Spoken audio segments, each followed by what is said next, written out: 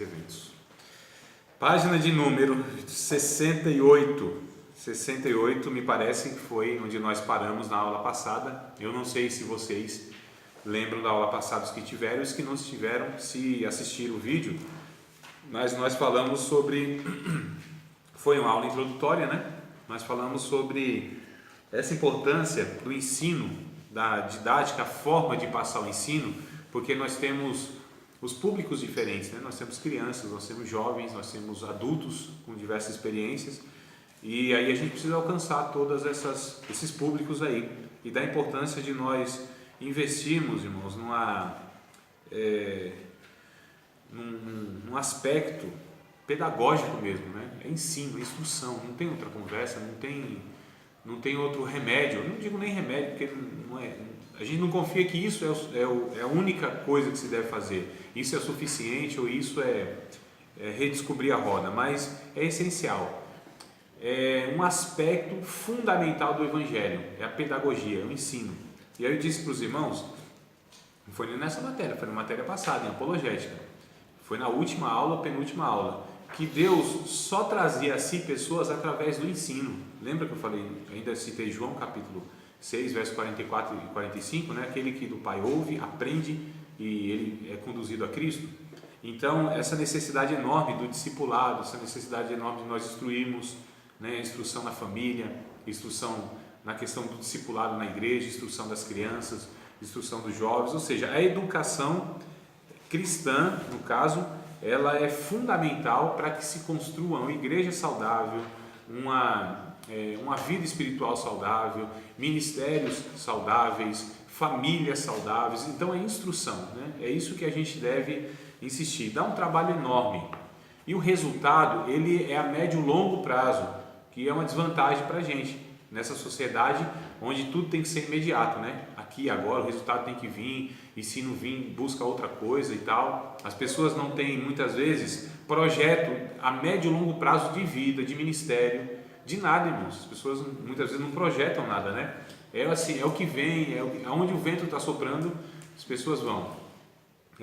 Tenta uma coisa, não dá certo, tenta outra. Nem avaliou por que não deu certo, nem avaliou o que precisa ser corrigido. Então não persiste, não existe uma perseverança na vida, perseverança naquela visão que foi a que Deus deu para a gente, né? A visão de construir uma igreja, um ministério, um projeto em si. Então assim, nada é do dia para a noite, nada, irmãos, não existe nada que é assim, do dia para a noite. Aí você vê assim, por exemplo, uma família, que seja uma família abençoada, estruturada, houve uma história longa, na maioria das vezes, né? Ou em todas as vezes, uma história longa, de quedas, de levantes, de restauração, de investimento. Quando você vê uma vida ministerial, por exemplo, você fala, nossa, que ministério abençoado, né? Que edifica muitas pessoas, que pessoa assim, idônea, séria e tal, mas você vê o investimento dessa pessoa, investimento na vida de oração, investimento na sua vida pessoal, investimento em estudo bíblico, né? Ou seja, engajamento. Quando você vê ou seja uma profissão de sucesso, qualquer coisa que você fala assim, nossa, olha, isso aqui é um exemplo de alguma maneira, existe uma história, né? Existe um investimento muito grande, investimento de dinheiro, investimento de tempo, investimento de todos os tipos. Então é isso que a gente precisa saber, porque quando a gente vai se comparar, irmãos, com outros ou com outras situações, seja na questão ministerial, profissional, de qualquer forma, a gente vai se comparar e a gente fala, nossa, como que a gente está tão pequeno, como que a gente não cresceu, como que a gente não isso e aquilo, né? Mas aí a gente precisa ver também se aquilo que está crescendo, porque assim, o crescimento em si não é evidência da bênção de Deus, irmãos. Porque tudo cresce, tudo evolui. Briga também evolui, né? Não. Câncer também cresce. O que é câncer? Câncer é uma célula que ela cresceu exageradamente. Então, evolução, quando a pessoa morre, escreve lá no prontuário, evoluiu para o óbito. Então, evolução, crescimento, isso quer dizer o quê? É sinal do quê? Nem sempre é da bênção de Deus, da ação de Deus, né? Então, existe o crescimento saudável e existe o inchaço. O inchaço que é esse volume que se faz, mas não é saudável, não é sadio, não faz parte de um processo né, saudável. Então a gente precisa ter muito cuidado com esse negócio de resultado, tá certo, irmão? Quando eu vejo alguns irmãos assim, dizendo, pregou em tal lugar, tantas almas aceitaram Jesus, meu seminário tem tantos alunos, eu prego para tantas pessoas, minha igreja tem tantos membros. Então, quando a gente coloca como critério ou como evidência de bênção o número, isso é muito complicado, né? Então, é uma questão mais empresarial, talvez, ou de vaidade mesmo, né? Que o Davi, lá em Crônicas, vai dizer, em Crônicas e em Reis também, vai dizer que quando ele olhou o seu exército assim, ele já quis saber o número, pediu para fazer a contagem, o censo, e inclusive isso acarretou no juízo de Deus, porque ele se envaideceu, porque ele se orgulhou, né? E o profeta disse, faça isso não, Davi, não sei o que tem e tal, mas aquilo era uma vaidade, aquilo era uma soberba que invadiu o coração de Davi, e aí Deus pesou a mão, né? Olha só, irmãos, coisa interessante.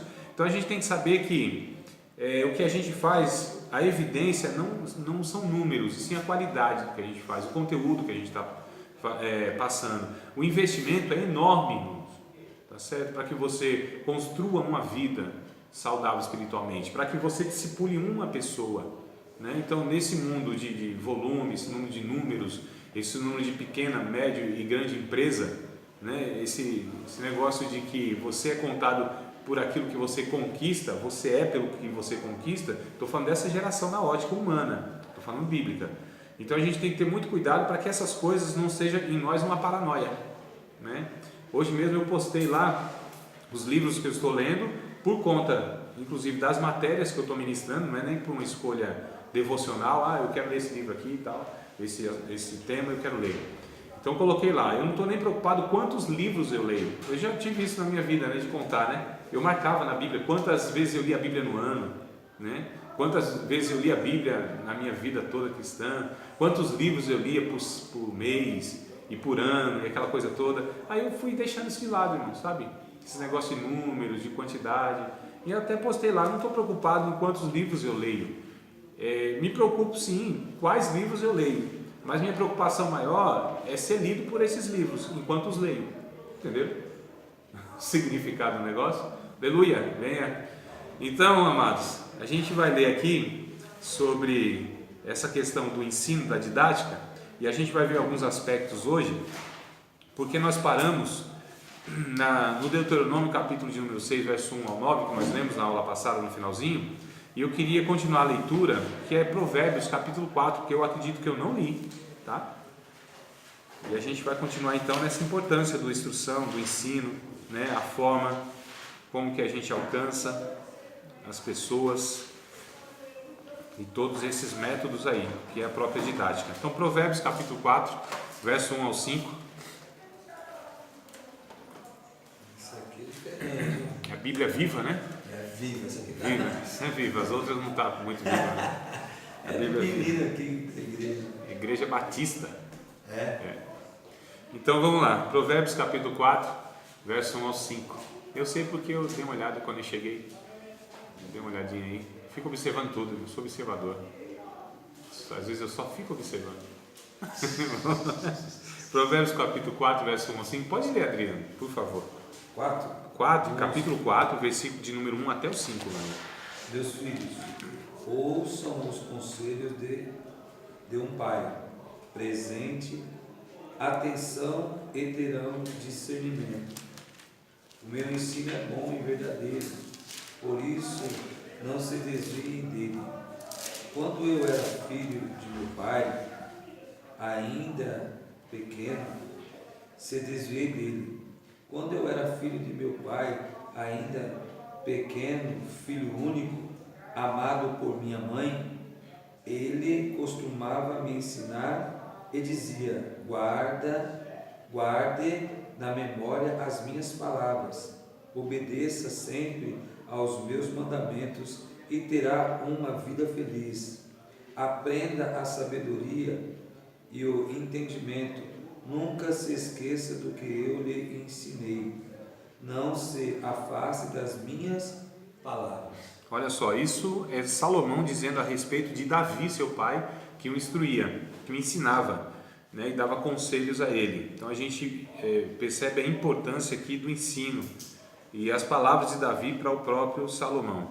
Lembrando ainda dessa questão de não se apartar a palavra, né, da nossa boca, é porque tem algumas expressões aqui que a gente entende, irmãos, como é entendido na nossa cultura e na nossa época. Mas, por exemplo, quando o texto diz guarda os meus mandamentos, essa palavra guardar é entendido, acredito eu, que no nosso tempo, né, na nossa língua e na nossa cultura, como alguma coisa que eu retenho, né? Eu guardei a tua palavra no meu coração para não pecar contra ti, por exemplo, o Salmo 119. Mas o guardar, no contexto cultural bíblico, é praticar, é viver, não é essa questão de memorizar, né? Inclusive está o texto aí dizendo, da versão que o Adriano está lendo, sobre memoriza, né? Mas a questão em si não é apenas como que a gente ensina, e a gente ensina isso, a gente vai ver daqui a pouco na leitura aqui do conteúdo, do material didático. A gente muitas vezes incentiva as pessoas a memorizarem, a guardar no sentido da memória, mas o texto bíblico diz para guardar, o sentido de guardar é viver, é praticar, tá certo? Não é apenas memorizar. A Bíblia, na verdade, principalmente o Antigo Testamento, que é a cultura mais forte judaica, ela não dá ênfase à questão teórica, irmãos, subjetiva. O negócio é prática, certo? É viver. Então, aliás, até Tiago vem falando isso, mas Provérbios coloca muito essa questão de você praticar, de você viver, de você realizar. Então, o judeu não tinha muito esse negócio que a gente tem, a igreja tem, né? Um negócio muito subjetivo, espiritual, aquela questão de fé como sendo algo que transcende essa realidade. Não, o judeu, a fé para eles e a vida com Deus, a vida espiritual, era aquilo que era vivido na vida e nas relações. Então isso é o ensino, esse a gente entende que é o aprendizado concretizado. É o aprendizado, ali se deu o aprendizado, se a pessoa vive, se a pessoa encarna, certo? Né? Foi o que Jesus fez, o verbo se fez carne. Então a gente precisa encarnar isso que a gente ouve, isso que está escrito na Bíblia. A gente traduzir o que a gente aprende. Desculpa, não sarei ainda da tal da gripe. Aleluia, louvado seja o Senhor. Dá vontade de espirrar às vezes, né? E aí quando eu espirrar, ninguém fala de saúde não, tá? Por favor, depois eu explico por quê. E o que acontece? Então, eu estava falando do quê, irmãos? Por exemplo? Guardar. Sim. Viver. A fé para os judeus é como viver a palavra, viver, ter testemunho de vida. Isso. Eu sei que eu tô. Eu só queria saber se vocês estão acompanhando aqui, né? O pensamento, né? Vocês estão olhando para mim, pensando lá amanhã no que vai fazer no feriado. E aí o que acontece? Então, o ensino bíblico é isso que a gente tem que fazer. É aquilo que a gente entende, compreende, a gente deve mostrar isso na vida, traduzir isso pela vida mesmo. Vamos pegar um texto aqui de Josué, que foi um conselho, aqui é um conselho do pai para o filho, né? Davi para Salomão, e tem um conselho aqui de vamos colocar aqui, um mestre para o seu discípulo, em Josué, né? Que seria no caso o Moisés para o Josué. E a gente percebe então essa necessidade de discipular as pessoas, que foi o que Moisés fez. Aliás, irmãos, toda a Bíblia ela traz essa ideia quando fala de relacionamentos, de um profeta para o outro, um líder, né? Quando deixa outro, é porque houve um acompanhamento, é porque houve um ensino, houve uma partilha de vida, de experiência, né? E uma partilha mesmo de momentos juntos. Então o Moisés, ele ensinou Josué, o Elias ensinou Eliseu, o Paulo ensinou o Timóteo. Aliás, o próprio Paulo teve o Barnabé, né, que foi quem ali no começo deu um apoio a ele. Então a gente percebe que sempre existe uma pessoa que vem instruindo outra. Sempre vem um líder que prepara outro líder para que assuma o seu lugar, né? Nos dias que a gente vive de gente enciumada, quando encontra uma pessoa talvez mais talentosa do que ela, mais capaz do que ela em certos sentidos, mais carismática do que ela, essas pessoas ficam enciumadas, né? Então há muito isso nas lideranças evangélicas. A gente percebe que eles não sabem lidar com essa questão, não sabem identificar que na verdade para eles é um privilégio liderar uma pessoa que talvez será mais usada por ele, né? Por Deus do que ele, melhor dizendo.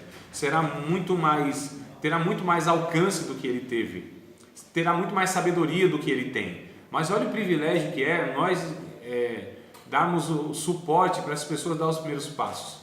Não é, irmão? Eu vou ficar muito contente se eu tiver um aluno que seja um professor. Aliás, eu já tenho, graças a Deus, e eu nem sei direito quem é de fato. Olha que coisa curiosa, porque é tanta gente, né, que passa aí por nós, e alguns, assim, eu tive como aluno 1 a 2 matérias, então isso há 8, 9, 10, 11 anos atrás, a memória já não está das melhores, né? Então a gente às vezes esquece, mas eu fiquei muito feliz quando um tempo atrás eu ouvi, foi André, até um diretor de um seminário disse: André, um professor meu, ele disse que foi aluno seu, tal, fulano de tal. Eu sinceramente não lembrava, irmão. Não lembrava do nome, o nome da pessoa eu não consegui ligar. Ele falou: não, ele foi aluno seu, assim, assado. Eu falei: deve ter sido mesmo, né? Então ele é um dos melhores professores que eu tenho lá no meu seminário. Eu falei: olha que coisa boa, possivelmente é melhor professor do que eu, e glória a Deus. Não tem problema nenhum, e eu sentarei sem dificuldade para ouvi-lo, né? Então a gente precisa ter essa maturidade de que nós temos que identificar essas pessoas e instruí-las, né? E louvar a Deus quando Deus nos dá essa oportunidade de ter pessoas ao nosso lado assim. E a gente precisa, inclusive, trazendo para a instrução, enxergar nos nossos filhos aquilo que Deus quer para eles, não projetar neles as nossas frustrações. O que eu não fui, eu quero que ele seja. Eu conheci uma irmã que o pai dela queria que ela fosse aquilo que ele queria. E aí: eu pago sua faculdade. Pagou a faculdade dela, só que o problema, pagou uma faculdade que ela nunca quis. Ela se formou naquilo que nunca foi o desejo dela, era o desejo do pai. E o pai fez isso com os demais filhos, né? Olha que coisa horrível, irmão. Né? Então o cara às vezes quer falar: não, o que eu não fui, você vai ser. Claro que não. Eu quero saber o que Deus quer para esse menino, o que Deus quer para essa menina, o que Deus quer para esse irmão. Não é projetar o que eu entendo, o que eu quero. Eu não posso formar nas pessoas segundo a minha imagem, conforme a minha semelhança.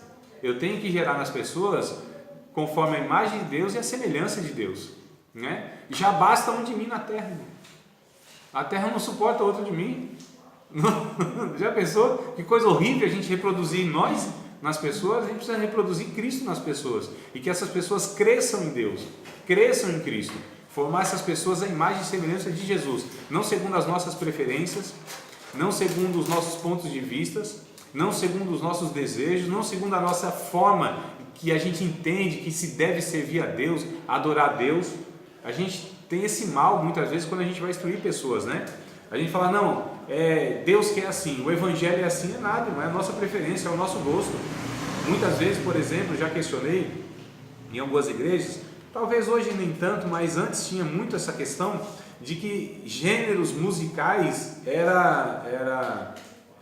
inaceitável dentro da igreja, né? Então os jovens há 15, 20 anos atrás sofriam demais, porque o rock estava chegando na igreja, porque o samba estava chegando na igreja. Então são gêneros. Então os líderes falavam: não, isso aqui não é de Deus, isso aqui não é de Deus. Mas o forró era de Deus. Não é não? Não tinha nas igrejas, irmãos, nas Assembleias de Deus, nas igrejas pentecostais, o forrozão que era a pegada, não é? A sanfonona, o triângulo, o pandeirão, ninguém tinha nenhum problema com esse negócio. Pelo contrário, é ali que Deus se manifestava. Eu falei: calma aí, isso aqui é uma preferência musical.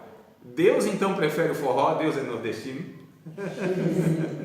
Não é, irmão? Então muitas vezes as pessoas confundiam. Eu conversando com alguns pastores e tal, eles iam resistindo, mas depois ia falando: é verdade, André, é verdade, olha só, né? Então a gente muitas vezes colocava assim a nossa preferência e dizia que era de Deus, e dizia que aquilo que não era de Deus, na verdade, é que a gente não gostava.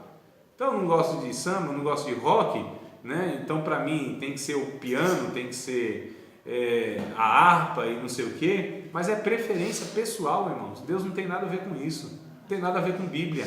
Então a gente precisa distinguir essas questões para não reproduzir pessoas segundo a nossa imagem, segundo a nossa semelhança, segundo os nossos gostos. É um negócio bem interessante. Nosso primeiro filho, a gente sofreu um pouquinho no começo, né? Marinheiro de primeira viagem, imaturidade normal. Mas muitas vezes a gente queria que ele comesse coisas que ele não gostava, não era do paladar dele. É lógico que a gente precisa incentivar a criança a ter uma alimentação saudável, verdura, legume, aquela coisa toda, né? O negócio a gente vai forçando, mas a gente vai identificando que não gosta, como nós não gostamos de alguns alimentos. E não gostamos, e não somos obrigados a comer. A gente pode substituir por outros, não é, irmão? Então muitas vezes a gente tem, não, ele tem direito, tem paladar, tem gosto como nós temos. Gosto de cheiro, gosto de paladar mesmo, gosto visual, gosto por algumas coisas. O meu filho não gosta de basquetebol. Eu falo, não é possível. Não é possível, meu filho. Você calçando 41 quase 1,70 m com 11 anos. Não é possível que esse menino não vai jogar. Eu ainda tenho esperança, não desistir não. Ainda estou orando a Deus, né? Para que isso seja a vontade dele. Estou brincando, irmão. Mas assim, é o meu gosto. O menino não gosta de futebol, não gosta de soltar pipa. Bicicleta, eu vendi esse dia a bicicleta dele. Não gosta de peão, não joga fubé, aquela bolinha de gude. Nada desses negócios, irmão. Eu falo, não é possível. Vendi um videogame do menino. Por que ele não joga? Não joga. Mas louvados, lê.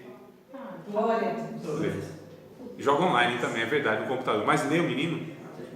É lúdico, né? Tem lá desenha. Faz uns desenhos lá que eu fico impressionado.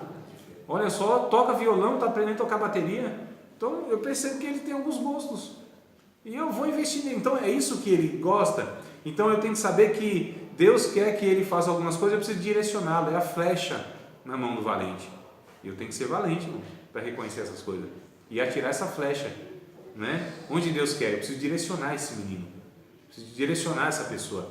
Qual é o objeto, o objetivo, qual é o alvo que essa pessoa tem que ser direcionada, o que Deus quer para esta pessoa especificamente. Eu preciso identificar isso e dar recursos para que essa pessoa chegue lá. Então quem sou eu? O facilitador dessa pessoa.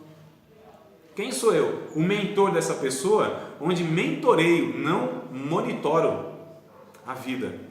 Tem gente confundindo, né? Mentorear com monitorar, ou seja, cuidar da vida, todos os passos. Não é bem assim não, irmãos.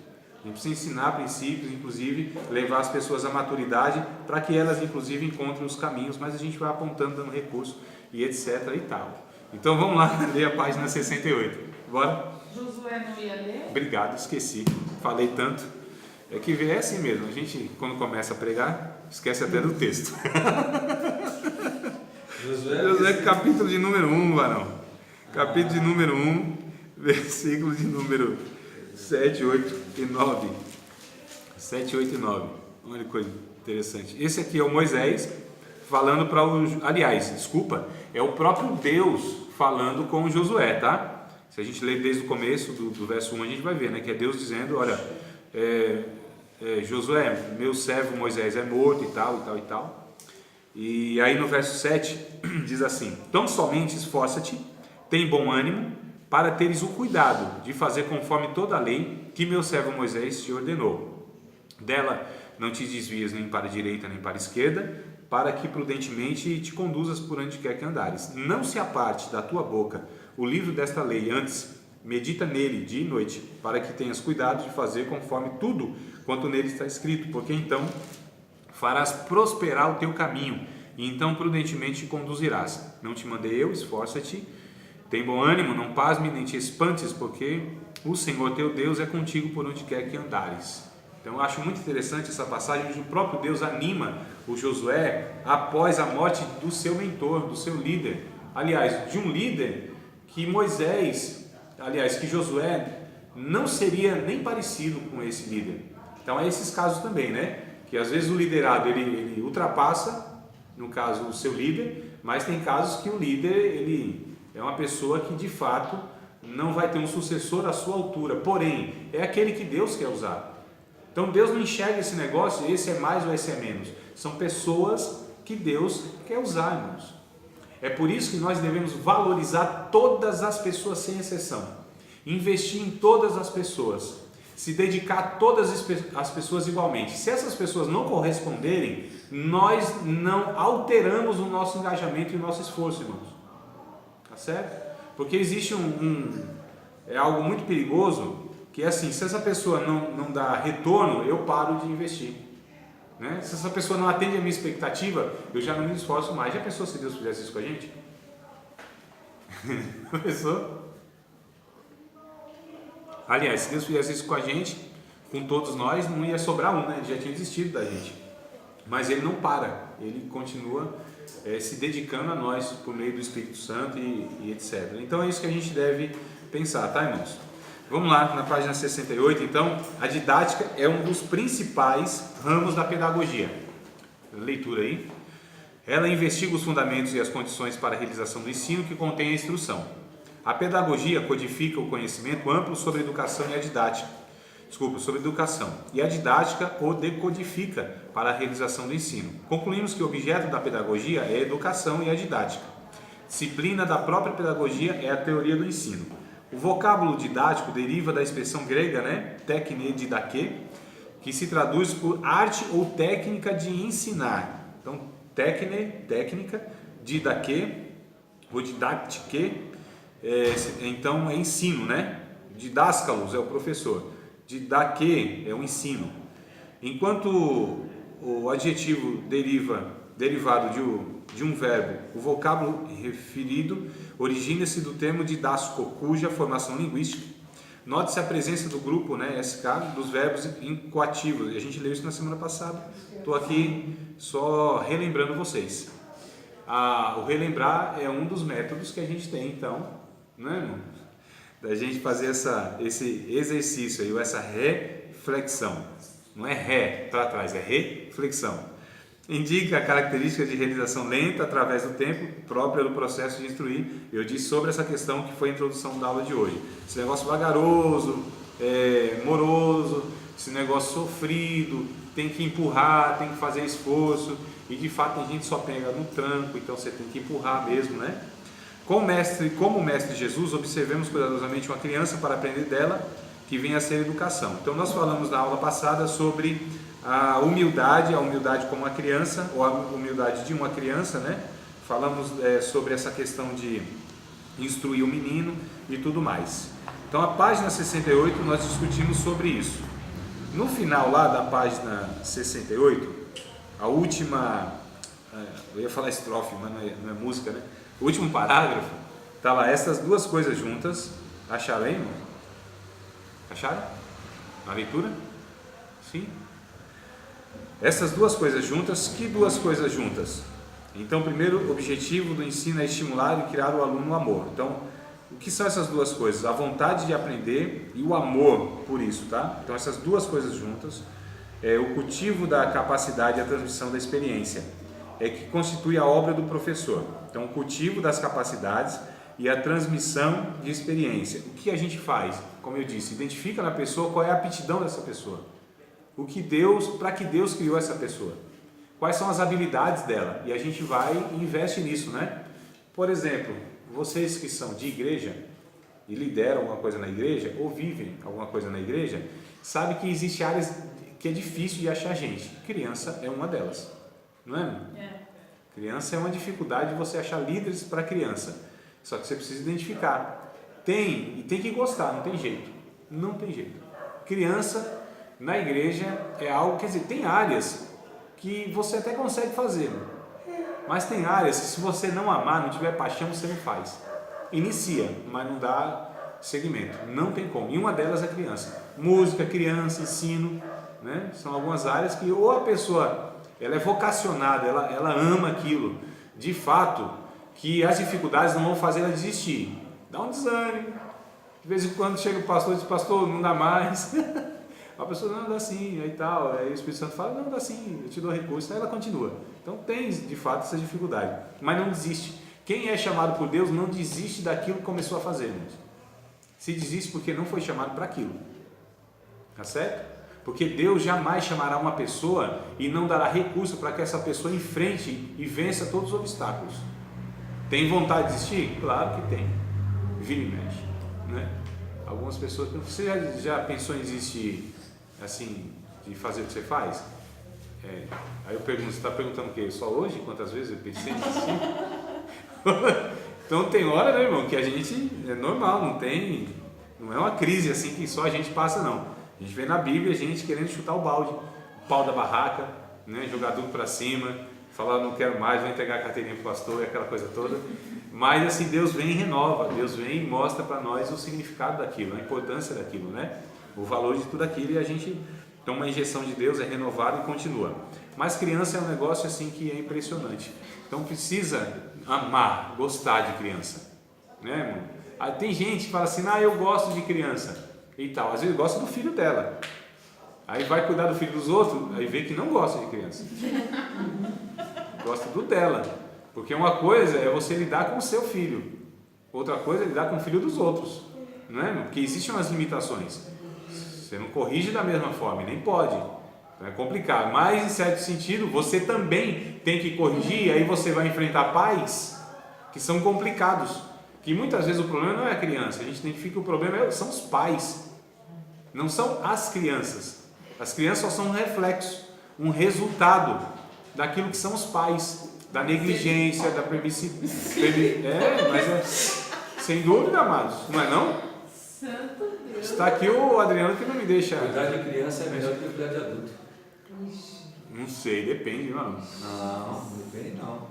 Depende, Adriano. Eu digo para você que é muito mais fácil. Não depende, sabe por quê, irmão? Depende de que criança? Porque depende dos pais dessas crianças.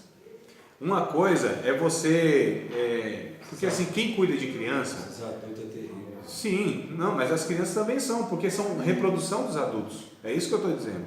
Então as crianças reproduzem os pais. E se os pais não estão também engajados na mesma coisa... Porque tem muitos pais que acham que a igreja é responsável pela educação dos seus filhos. Não é. A igreja, a escola, tudo eles acham. Não é, amados. Nós, igreja, escola, tá para dar um auxílio para os pais. E eles pensam que eles chegam assim na igreja, né? O que eu posso ajudar, tio? Na escola dominical, o que eu posso ajudar você para educar o meu filho? A pergunta não é essa. A pergunta é o obreiro, o irmão, a irmã da igreja que tem que fazer para o pai. O que eu estou fazendo para ajudar você a ensinar seu filho? Então, está trocado aqui os papéis, né? E na escola a mesma coisa. Mas o que a gente pode fazer, professor, para ajudar você a educar o menino? O professor, não, calma aí. É eu que pergunto o que eu posso fazer para educar, para ajudar você a educar seu filho. É responsabilidade sua, não é minha. Então, essas que são as questões. Mas se a gente não entender tudo isso, irmão, se a pessoa não for chamada, se a pessoa também não for preparada, porque para a criança existe uma pedagogia totalmente diferente. André, eu fiquei um dia só domingo passado, um pouquinho lá com as crianças, aquela agonia.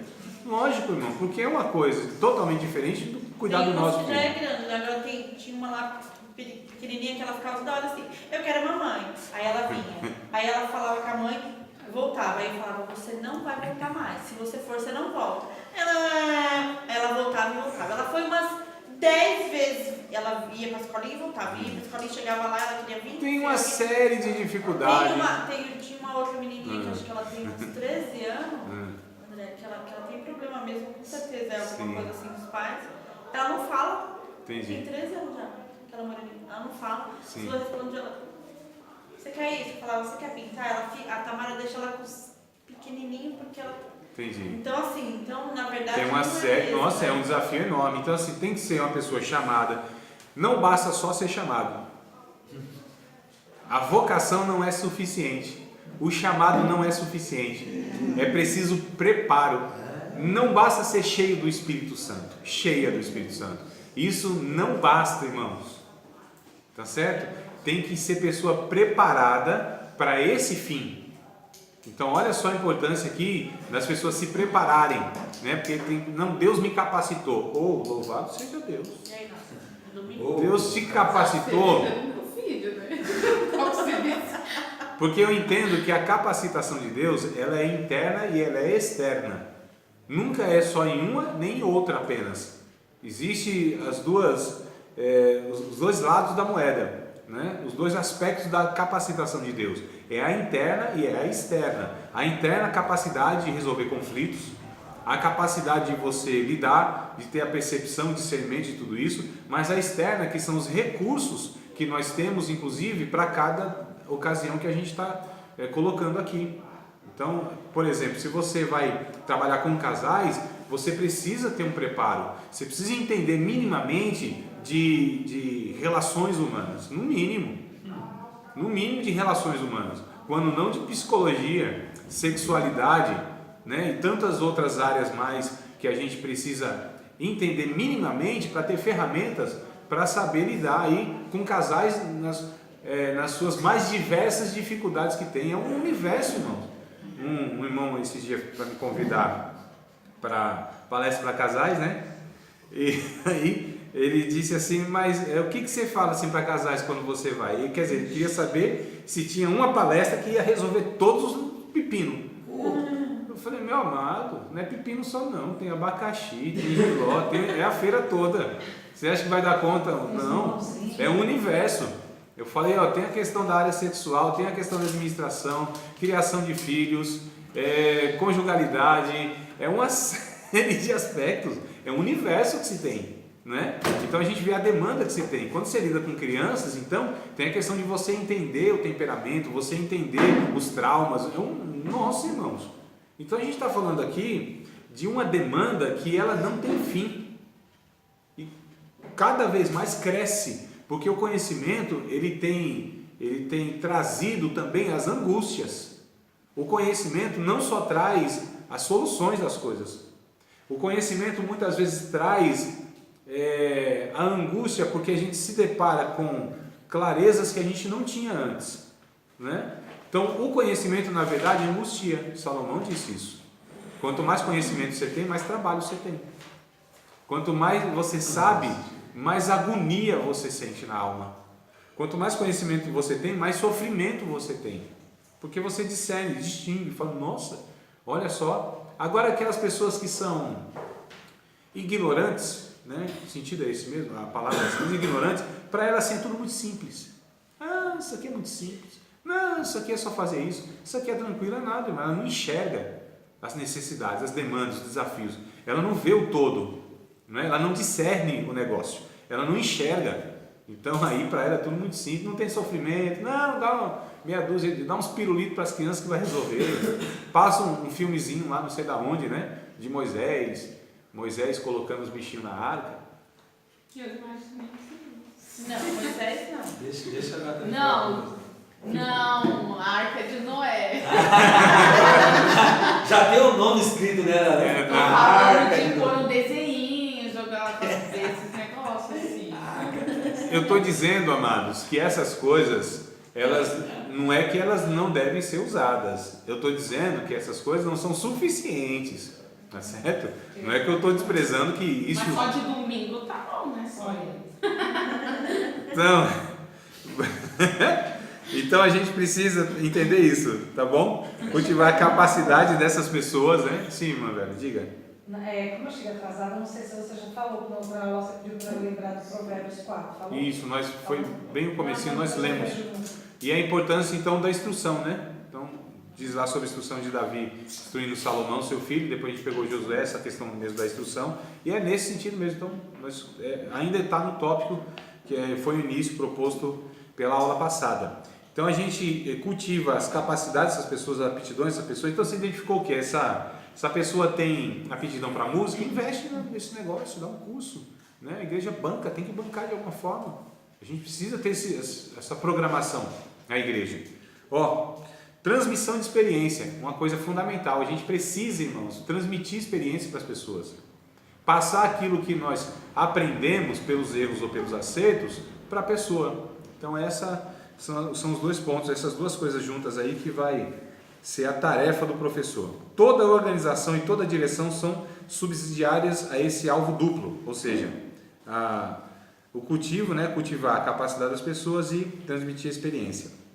O resultado que se deve procurar é justamente este: uma personalidade bem desenvolvida física, intelectual e moralmente, com recursos tais que lhe tornem a vida útil e feliz e habitem o indivíduo a continuar aprendendo através de todas as atividades da vida. Esses dois grandes ramos da arte educacional, treinamento e ensino, conquanto separados em nosso pensamento, não estão separados na prática, tá?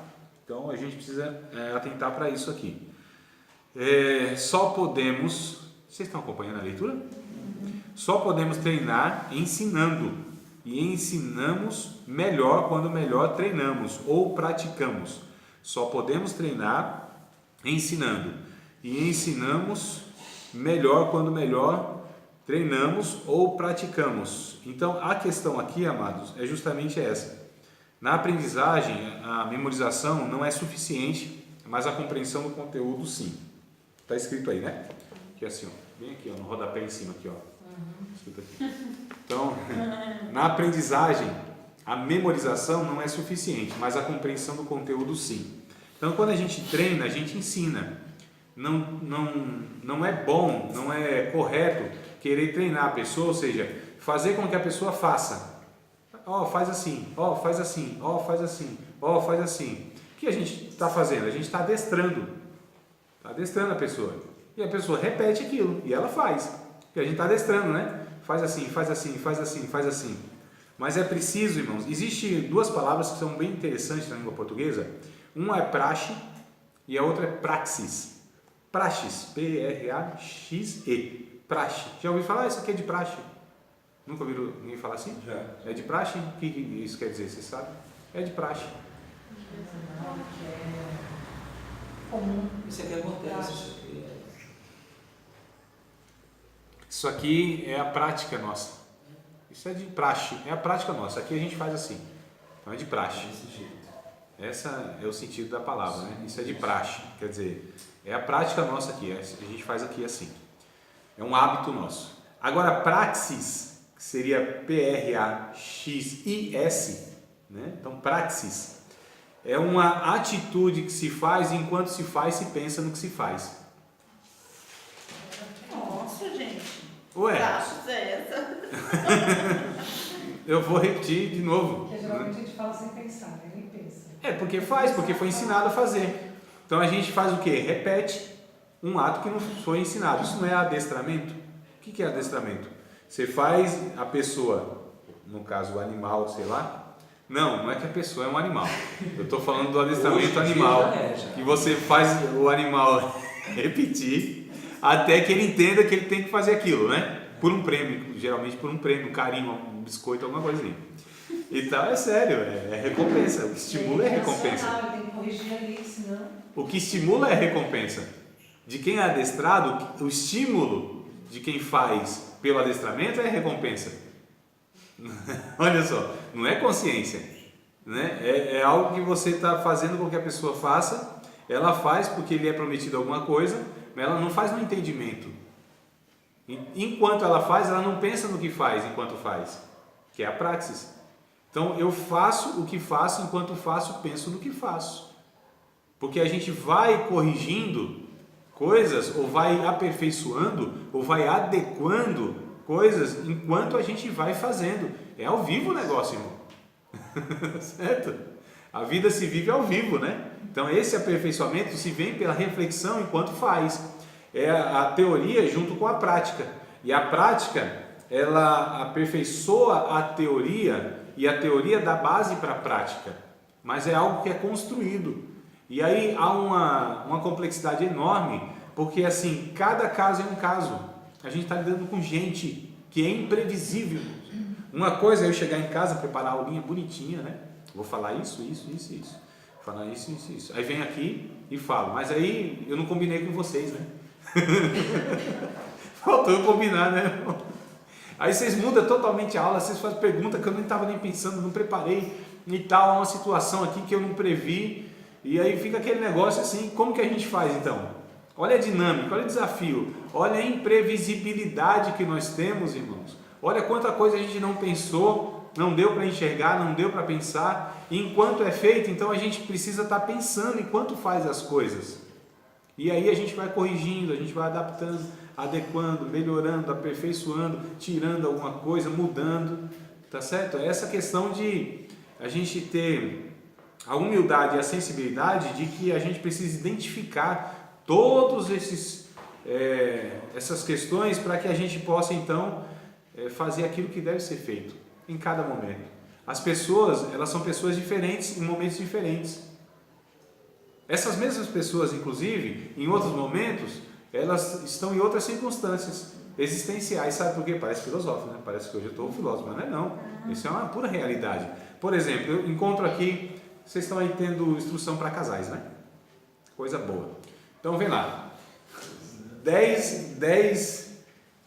5 parezinhos, né?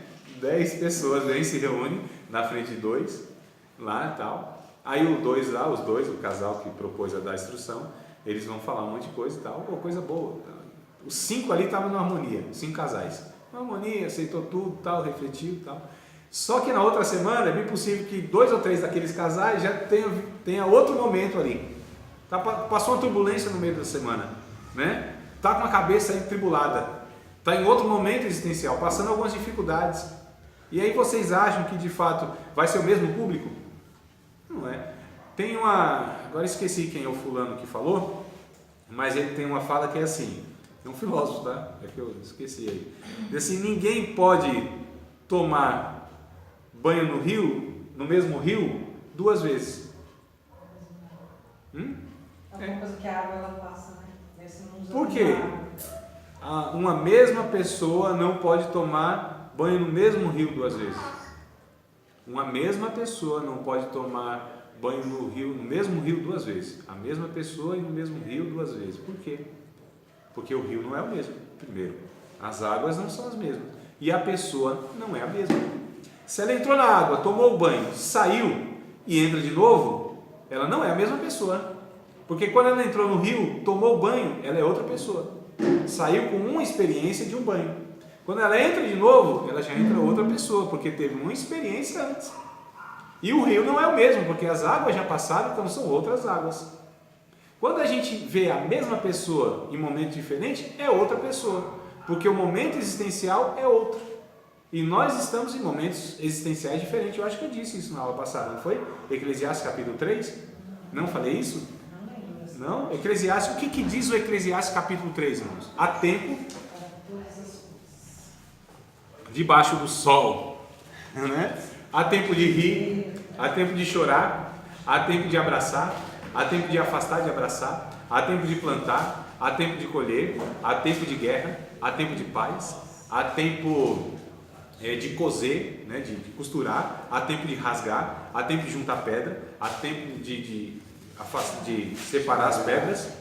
Então há tempo para tudo. O que o texto está dizendo? É que cada um de nós vivemos em tempos existenciais diferentes. Que dia é hoje, amados? Dia 30/5/2018. Todos nós estamos aqui no dia 30/5/2018, às 9h58. 8, obrigado. 8, tá quase 9. 8h57, mais ou menos. Todos nós estamos num tempo cronológico igual, não é? Ninguém está antes nem depois. Está todo mundo aqui, não está? Ninguém viajou no tempo não, né? Então está todo mundo aqui, irmãos, no tempo cronológico igual. Agora, cada um de nós estamos vivendo tempos existenciais diferentes. Eu posso estar num tempo de paz, você pode estar num tempo de guerra. Você pode estar num tempo de abraçar, você pode estar num tempo de deixar de abraçar. Você pode estar num tempo de festa, você pode estar num tempo de guerra. Você pode estar num tempo de costurar, eu posso ter num tempo de rasgar. Então são tempos diferentes, não tem, irmão? Olha só. Todos esses tempos. Meu Deus, não é possível isso não. Não é possível. Se tu fosse Que fogo, hein? Não é não. Olha só, amados, nós estamos aqui falando de quê? De uma complexidade humanamente impossível de atender. Tá certo? Quando a pregação, por exemplo, o cidadão prega lá 45 minutos de mensagem, né? Aí tem um público lá de 80, 100, 120, 200 pessoas ouvindo. Todas elas saem alimentadas espiritualmente. Como isso é possível, irmãos? Se cada um é uma pessoa, se cada um está vivendo um tempo diferente, como isso é possível? Humanamente isso não é possível. Não é mérito de uma pessoa que expôs uma palavra, tá certo? É mérito de um espírito que conhece todas as pessoas e todas as suas situações. E embora a palavra saia de uma forma lá, mas o espírito traduz de outra forma no coração de cada um. E quando a gente conversa com esse 100, se a gente fizesse isso no final do culto, fala o que foi a mensagem, o que Deus falou com você. Aí ele vai falar, Deus falou assim, assim, assim comigo. Aí você pergunta para o outro, Deus falou assim, assim, assado comigo. Fala, mas não foi a mesma mensagem? Como que foi vozes diferentes? É o Espírito Santo alcançando a demanda de cada um. É a ação de Deus entrando na complexidade de cada um. O que eu quero dizer é o seguinte, que existe uma demanda muito grande que humanamente é impossível a gente atender, mas que também nós devemos nos preparar humanamente para que o Espírito nos use, porque quanto mais ferramentas nós tivermos, mais o Espírito vai usar-nos para alcançar mais pessoas em suas diversas situações. Irmãos, quanto mais ferramenta, mais Deus vai usar. Quanto menos ferramenta, menos Deus vai usar. A limitação aqui é de quem? Do Espírito Santo? Não, é do vaso. Né? É do vaso. Se só tem uma ferramenta, Deus só vai te usar naquilo, limitado, e acabou. Tem uns tampado, né? Tampado, né? Emborcado e tampado. Então o que acontece? O que eu estou querendo dizer aqui, amados? Que nessa questão do ensino nós devemos estar nos preparando humanamente, ou seja, com as ferramentas humanas, tá certo? O profeta, segundo Gesiel Gomes, um veterano aí, né, das Assembleias de Deus, pregador, e muito bom pregador, por sinal, muito bom. Já ouvi várias vezes ele, inclusive ao vivo, um ancião já, né? Deve estar pregando aí em torno de 60 anos, mais ou menos, pregando o Evangelho, pessoa idônea, pessoa de caráter e tal, teologia muito boa, mensagem muito saudável, um velhinho, Gesiel Gomes. E aí, ele disse que o profeta de Deus, ele trabalha com as duas mãos. Ó, duas mãos, uma para cima e outra para baixo. A mão do profeta de Deus aqui é buscando as coisas celestiais, as coisas que são de cima, certo? E a outra mão aqui cavando na terra, para tirar tudo o que há aqui de possibilidade. Pega então essas duas mãos, junta aqui e dá para o povo, irmãos. É isso que a gente tem que fazer. E o ensino é isso, é a gente buscar de Deus a graça, porque nós não confiamos nos métodos pelos métodos, certo? A gente, não, se a gente fizer isso aqui que vai resolver o negócio. Isso aqui que vai ser a solução do problema. Até pode entreter, até pode dar um resultado aparente, mas não é o método pelo método. A gente não confia em nada que é suficiente, irmãos. A gente entende que essas coisas contribuem para que Deus alcance mais pessoas nas suas diversidades. É por isso que nós investimos em tudo que a gente consegue investir aqui na terra, confiando que Deus vai usar tudo isso. Mas isso é o que vai fazer que Deus haja? Não. Deus vai agir. Deus é limitado? Não, mas nós seremos limitados em nosso exercício de instruir pessoas e em nosso ministério. É fato, irmãos. Isso é fato, não é? Vocês querem falar alguma coisa? Fácil e rápida? Fato. Não? Então nós vamos para os nossos comerciais.